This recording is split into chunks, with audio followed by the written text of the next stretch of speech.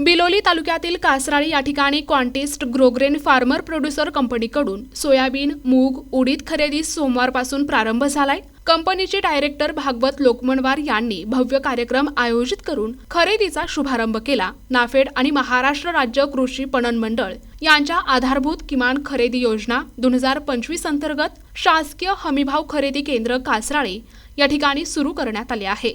या केंद्रावर तब्बल 1500 शेतकऱ्यांची ऑनलाईन नोंदणी झाली आहे।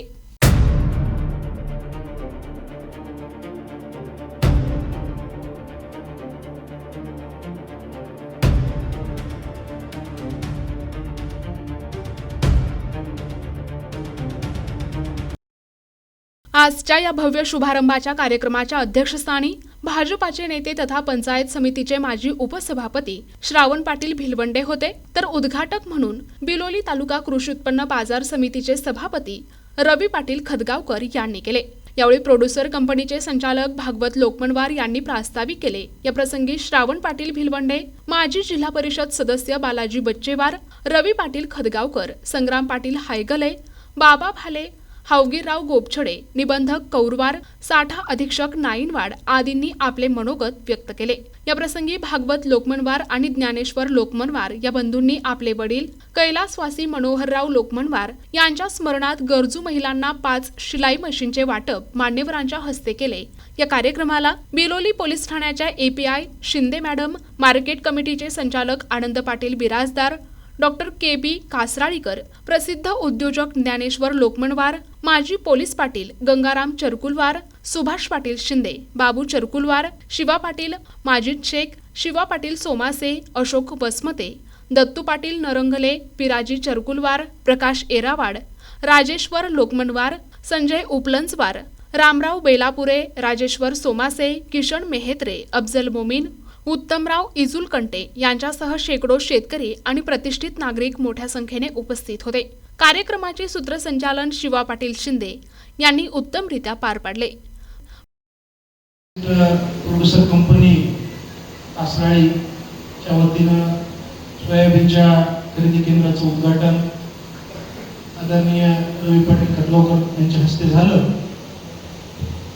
अतिशय आम्हाला आनंद होतो की या गावामध्ये आता आम्ही ऐकलं सर्वांच्या भाषणामध्ये आलं की आदरणीय विश्वासाला पात्र जाणारे प्रोड्युसर कंपनी या ठिकाणी भागवत लोकमनवारची आहे। खरं म्हणजे मी या खरेदी केंद्राबद्दल या ठिकाणी आम्ही तालुक्यामध्ये नाही तर संबंध जिल्ह्यामध्ये पाहत असताना बऱ्याच केंद्रावर या ठिकाणी सोयाबीनच्या बाबतीत असेल, बारदाण्याच्या बाबतीत असेल किंवा हमालाच्या बाबतीत असेल शेतकऱ्याला त्रास होतो। बऱ्याच शेतकऱ्याच्या तक्रारी आम्ही ऐकतो, परंतु आता आज आम्हाला इथं आल्यावर कळलं की हे केंद्र चालू व्हायला 8 दिवस लागला तरी 1500 शेतकऱ्याची नोंदणी या केंद्रावर झाली। खरं म्हणजे विश्वासाला पात्र जर असेल तर या ठिकाणी ही भागवत लोकमनवारची प्रोड्युसर कंपनी आहे असं आम्हाला या ठिकाणी सांगायला हरकत नाही। खरं म्हणजे कृषी सेवा केंद्राच्या बाबतीत सुद्धा मला त्याचा चांगला अनुभव आहे, कारण कंधार तालुक्यातले पेडवळत पासूनचे लोक या ठिकाणी भागवत लोकमनवारच्या कृषी दुकानाला खतं आणि बिया न्यायला येतात। त्याचा आम्हाला अभिमान आहे, आम्हाला माहित आहे। कारण खरं म्हणजे जर विश्वासाला जो पात्र असेल शेतकरी त्या ठिकाणी किती जरी पैसे लागले प्रवासाला तरी आपल्याला माल न्यायला जरी पैसे लागले, ऑटोला भाडं, गाडीला भाडं जरी लागलं तरी शेतकरी विश्वासाच्या माणसाजवळून माल नेल्याशिवाय राहणार नाही। त्यामुळे आम्हाला आनंद होतो की या ठिकाणी भागवत लोकमनवार या ठिकाणी शेतकऱ्याचा विश्वास संपादन करून अतिशय चांगलं काम या भागामध्ये या शेतकऱ्याची सेवा करण्यामध्ये आपण घालत आहात। या ठिकाणी बरेच उल्लेख झाले, भाषणामध्ये बऱ्याच जणांनी उल्लेख केले की निवडणुका जिल्हा परिषदेच्या लागणार आहेत लवकरच। या ठिकाणी बऱ्याच जणांनी, संग्राम पाटलांनी सांगितलं, बरंच सांगितलं की या ठिकाणी भावी जिल्हा परिषदेचे रवी पाटील असतील, माझाही उल्लेख केला। रवी पाटील खरं म्हणजे तुम्हाला सांगायला हरकत नाही की तुम्हाला स्पर्धाच नाही। तुम्ही आजपासून जरी प्रचाराला लागला तरी तुम्हाला कोणी स्पर्धा करणार नाही, राष्ट्रवादी नाही। परंतु आमची अडचण अशी आहे की भाजपमध्ये आमचे 5-5, 6-7 उमेदवार मागितलेले आहेत। संग्राम पाटील सुद्धा उमेदवारच आहेत, मी आहे, अजून दुसरे 4 उमेदवार आहेत। त्यामुळे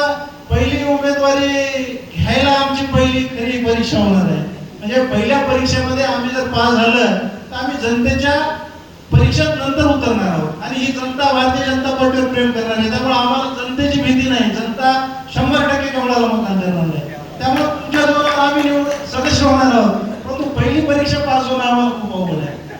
सोयाबीनची खरेदी आज सर्व प्रमुख मान्यवरांच्या हस्ते इथे पार पडली.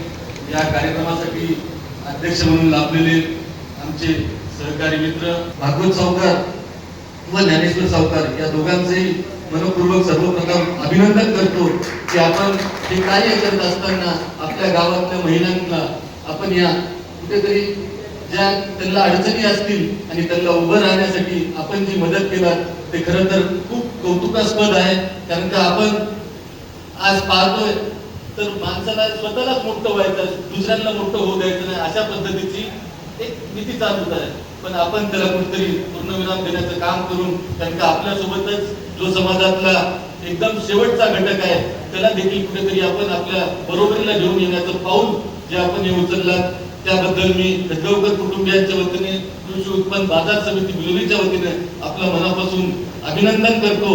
आणि निश्चितच आपल्या या फार्मर प्रोड्युसर कंपनीच्या माध्यमातून आपण शेतकऱ्यांचे जास्तीत जास्त प्रश्न सोडवण्याचं काम, कारण का आताच बऱ्याचशा मान्यवरांनी आपल्याबद्दल निश्चित कौतुक केलं की आपण कलिंगड सारखं फळ असेल ते आपल्या भागामध्ये लागवड करून आज भाले पाटलांनी स्वतः सांगितलं की ते 40 एकर पर्यंत घेऊन गेलो. निश्चितच येणाऱ्या काळामध्ये आपण जी संकल्पना इथे ठेवली की या भागामध्ये कोल्ड स्टोरेज झालं पाहिजे, तर हे देखील आपलं स्वप्न निश्चित आई वडिलांच्या आशीर्वादाने व देवांच्या आशीर्वादाने निश्चित पूर्ण हो. कारण का आपल्याला जर माहिती असेल आपली कनेक्टिव्हिटी एवढी चांगली आहे हैदराबादला, कारण का कोणताही माल असेल, दूध असेल किंवा फळं असतील ते 2.5 ते 3 तासात आपण हैदराबादला पोहोचू शकतो. कारण का आपल्याला जर जवळचं सगळ्यात मोठं मार्केट जर असेल तर ते हैदराबाद आहे. आणि जर ते जर एक आपल्या इथे जर कोल्ड स्टोरेजचं काम जर झालं तर निश्चितच शेतकऱ्यांना त्याच्यातून मोठा फायदा भविष्य काळात झाल्याशिवाय राहणार नाही. आज जर आपण पाहिलं तर मुदखेड सारखं एक गाव आहे, तिथून सकाळच्या ट्रेननी कितीतरी फुलाचे बाजार हैदराबादला जातात आणि ते शेतकरी तिथे 1-1 एकर मधून 4-4 लाखाचं उत्पन्न फुलाच्या शेतीतून करत आहेत. तर निश्चितच येणाऱ्या काळात आपल्या देखील भागातल्या शेतकऱ्यांना आपल्या माध्यमातून, कारण का आपण जे शेतकऱ्यांची एक नातं निर्माण केलंय, एक विश्वासाचं नातं निर्माण केलंय. कारण का सगळ्यात जास्त शेतकऱ्यांना व्यापाऱ्याबद्दलच द्वेष असते की व्यापारी आमचा माल कुठेतरी कमी याच्यात बोलतो, व्यापाऱ्यांच्या याच्यात लूट करताय.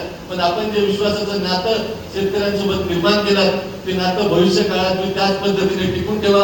आणि वेळोवेळी ज्या वेळेस पण आमच्या सर्व इथे बसलेल्या मंडळींचं आपल्याला जिथे काही अडचण येईल त्यावेळेस आम्हाला निश्चित आपण आठवण करा.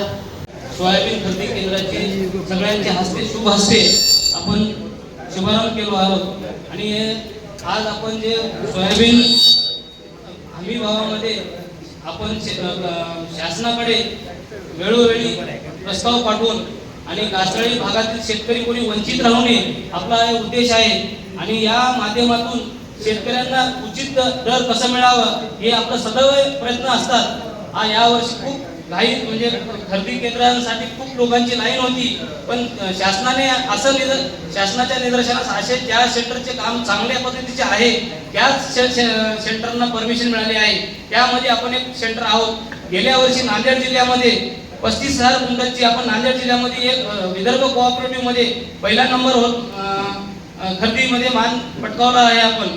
आणि शेतकऱ्यांना कुणाला त्रास न होता आपण कशा पद्धतीने सोयाबीन खरेदी करावं आणि गोडाऊन मध्ये डिलिव्हरी केल्यानंतर लगेच पेमेंट कसं पडेल हे प्रयत्न आमच्या कंटिन्यू आमच्या सगळ्या स्टॉकचा आहे. महेश अटक आहे ऑनलाईन करून घेणारा, अथर्व गंगुलर माल चेकिंग करून गोडाऊनला पाठवून ते गाडी उतरून कसं घेते हे सगळं त्याच्या हातामध्ये आहे. असे आमचे सगळे स्टॉक जे आहे एक नंबर काम केल्यामुळे आम्ही आज या कंपनीला आज 14 वर्षी पदार्पण झालेलं आहे. आणि शासनाच्या निदर्शनास आमचा असा आलेला आहे कामाचं गुढ काम असल्यामुळे आता आमचे साठा अधीक्षक नायनवाड साहेब आहेत, आमची जी गाडी जाते त्यांना माहित आहे की सावकारचं माल आमच्या माणसाचं काम ओके आहे, त्या मालामध्ये काही प्रॉब्लेम येत नाही हे त्यांनी बरोबर न पाहता माल त्यांनी अनलोडिंग करून घेतात. कारण का त्यांना विश्वास आहे, त्यांच्या माणसावर विश्वास आहे, त्यांच्या कामावर विश्वास आहे की आम्ही विश्वास साध्य करून घेतो. आम्ही कशामुळं की तुमच्या कामामुळं. आणि आमचे शेतकरी जे आहेत ते शेतकऱ्यांनी जे क्वालिटी आणतात शेतातून झालं तेवढे प्रयत्न चांगल्या क्वालिटीचा माल आणायचा सेंटरला प्रयत्न करतात आणि साधारण माल क्वालिटी नॉन एफएक्टिव्ह क्वालिटीचा माल ते त्यांनी मार्केटमध्ये विकतात आणि एफएक्टिव्ह क्वालिटीचा माल सेंटरला आणून विकायचा प्रयत्न करतात. आणि आपले अजून पुढं आपल्या कंपनीच्या माध्यमातून क्वांटिस ब्रोकरेज कंपनीच्या माध्यमातून आपल्याला शेतकऱ्यांसाठी कोल्ड स्टोरेज आणि सीड कंपनी आणि स्मार्ट मध्ये आपल्याला आता स्मार्ट योजना आलेली आहे. नांदेड जिल्ह्यामध्ये बरेच कामं झालेले आहेत. आपण मागे आहोत कारण का त्याचे डॉक्युमेंटली कामं आपल्या थोडं प्रोसिजर मध्ये आपण कमी आहोत. आपल्या भागामध्ये कोल्ड स्टोरेज उभारायचा आपला प्रयत्न आहे. या क्वांटिस ब्रोकरेजच्या माध्यमातून सर्व शेतकऱ्यांचा माल कसं क्वालिटी आणि कसं ठेवता येईल की आपल्या कोल्ड स्टोरेजच्या माध्यमातून वेअरहाऊसच्या माध्यमातून त्याला उचित आता जर बाजार नसले बाजारभाव पडलेले असते तर आपल्या शेतकऱ्यांना कमी भावामध्ये माल विकू नये त्यांचं तारण द्यावं या उद्देशाने आम्ही एक वेअरहाऊसची मागणी करत आहोत शासनाकडे. ते पण लवकरच आपल्याला मान्य होईल. या ठिकाणी अत्यंत चांगल्या वातावरणामध्ये ह्या खरेदीचा शुभारंभ झालेला आहे. कैलासवासी मनोहररावजी लोकमनवार ह्यांच्या निधनानंतर हा पहिलाच आमच्या परिवारातला कार्यक्रम आहे आणि त्यांच्या स्मरणार्थ भागवतनी चांगली सुरुवात 6 गरजू महिलांना शिलाई मशीनचं वाटप करून त्यांच्या उपरांत हा कार्यक्रम चांगल्या पद्धतीनं ठेवला. अशाच पद्धतीची वाटचाल त्यांची मोठ्या प्रमाणात सामाजिक उपक्रमामध्ये सुद्धा व्हावी अशा पद्धतीची त्यांना मी शुभेच्छा देतो. आणि सामाजिक उपक्रमाबरोबर सेवाभाव हबीरावजींनी सांगितला सेवाभाव सगळ्यात महत्वाचा असतो. आपल्या 100 रुपयाच्या कमीतून आपण 5,000 रुपये जरी सत्कार्याला लावलो लोकांच्या गोरगरिबांच्या कल्याणाला लावलो कल्याणासाठी लावलो तर आपल्याला समाधानाची झोप मिळते. मला आठवते माझ्या खिशात 100 रुपये असेपर्यंत खिशात रिकाम होईपर्यंत मी वाटत होतो. कोणी मागलं तर नाम अखेरला कोणाला तर मागून कोणाला दान द्यायला नसतं तर दुसऱ्याचे घेऊन त्याचा खिसा खाली करून दुसऱ्याला देतो अशी परिस्थिती होती. परंतु शेवटी देण्याची माणसाची वृत्ती असली पाहिजे.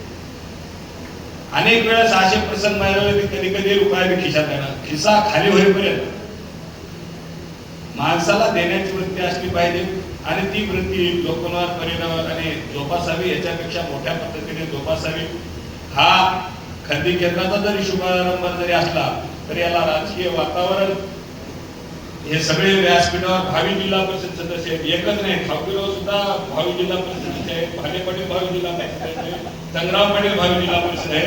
हे दोघं तर ठासूनच आहेत आता जोऱ्यात आहेत दोघे अजून इथं आले नाहीत ते बी बरेच जण आहेत. त्याच्यामुळे श्रावण पाटील म्हणल्याने मी रवी पाटलाला विचारलं रवी पाटील तुमच्याकडे किती मागितले. रवी पाटील म्हणले वन पॅन आर्मी एकटाच मागितलो म्हणले मी. म्हणजे रवी पाटलाचा रस्ता क्लिअर आहे. श्रावण पाटलाला विचारलो आता मी नेत्याच्या भूमिकेत आहोत किती मी विचारलो आता समजा कारण मला लढवायचं नाही. यांना विचारलो किती जण मागितल्या 5 जण मागितल्या म्हणले. म्हणजे श्रावण पाटलाची पहिली स्पर्धा आहे तिकिटासाठी. तिकीट मिळाल्यानंतर तुमच्या दारात यायचं आहे. म्हणजे भारतीय जनता पार्टीमध्ये सहज काहीच मिळत नाही. आम्हाला तर सहज मिळालंच नाही. श्रावण पाटलांनी सांगितलं बिलोली तालुक्याचा अध्यक्ष असताना श्रावण पाटील युवा मोर्चाचे अध्यक्ष होते. त्यावेळेस आम्ही एक आंदोलन केलं नायगाव तालुका सगळ्याला छोट्या छोट्या गावाला तालुके केले. सरकार आमचीच उमरी तालुका झालं तिकडे गळकोट तालुका झालं परंतु तिथं आमदार काँग्रेसचा असल्यामुळे आमचा तालुकाच करणार आणि सरकार आमची. मग आम्ही आंदोलन पुकारलं एवढं आंदोलन पेटलं नायगाव 5 दिवस झाला 5 दिवस गाव हे घातलं आम्हाला जेलमध्ये टाकलं. मला उचलून टाकले जेलमध्ये. श्रावण पाटील मला नेले म्हणून श्रावण पाटील दुसरे सरकार दादा निघून आले. म्हणजे गाड्याच्या मागे पोलीस लागले. मला एक किस्सा आत्ताच गाडी उतरताना आठवला जेव्हा आम्हाला जेलमध्ये टाकलं जमानतच होईना आमची. संध्याकाळी बिमार पडलो मी. म्हणजे चांगल्या घरचे लेकरू हे काय बोलला आले पुकारलं एक पुन्हा आंदोलन जनतेनं हातात घेतलं. त्यावेळेस दवाखान्यात नेऊन टाकलं मला जेलमधून. मोक्षडे साहेब इन्चार्ज होते. आत्ताच येता किस्सा आठवला म्हणून सांगू लागलो. जेलमध्ये टाकले काँग्रेसचा आमदार सगळे सरकार आमची काँग्रेसचा आमदार पहिले याला बाहेर वाटला आम्हाला दवाखान्यातून जेलमध्ये पाठवलं. डॉक्टर साहेब इन्चार्ज होते साहेब 13 दिवस मला त्या जेलमध्ये जाऊ दिले. म्हणजे माझा पेशंट एवढा बिमार आहे मला डिस्चार्ज याला दवाखान्यातून देता येत नाही. म्हणजे एवढ्या वाईट प्रसंगामध्ये आम्ही भारतीय जनता पार्टीचं काम वाढवलं. त्यावेळेस तर शाश्वती नव्हती. मी 2दा जिल्हा परिषदचा सदस्य झालो, श्रावण पाटील उपसभापती झाले पंचायत समितीच्या. एवढ्या वाईट प्रसंगामध्ये सुद्धा आम्ही भारतीय जनता पार्टीला वाढवण्याचे या भागामध्ये काम केलं. आज दिवस चांगले आले. आता काही लोक नाहीत मीच भाजप मोठा केला, तर केलं तर केलं, आम्ही सांगण्यात दिल्या. हे आता येता आठवलं म्हणून मी सांगितलं, मी तर सांगण्याही केलं, पण आता स्वतःची मार्केटिंग स्वतः करून घेतल्याशिवाय ही परिस्थिती राहिली नाही. एवढी वाईट परिस्थिती आली आता. रवी पाटील बरा देवेंद्र फडणवीसांचे आभार मानावं लागेल. आम्ही आता सत्ताधारी पक्षात आहोत. रवी पाटील आमच्या सोबत आहेत सरकारमध्ये, अजितदादा गट, श्रावण पाटील भाजप, अजून शिंदे गट, म्हणजे तिन्ही पक्षाची उमेदवारी घ्यायला लोक मोकळे आहेत. काही चिंता नाही. संग्राम पाटील कोणी कुठेही जात, लढा पुन्हा एकत्र होणार आहे. फक्त जनतेने आपल्या सोयीचा उमेदवार कोण आहे ते बघायची व्यवस्था लोकांना करून दिलेली आहे. परंतु हे करत असताना आपल्यामध्ये विद्वेष होणार नाही, आपले संबंध खराब होणार नाहीत, हे सर्व नागरिकांनी सुद्धा बघितलं पाहिजे. प्रतिनिधी दादाराव इंगळे, NTV न्यूज मराठी, बिलोली, नांदेड.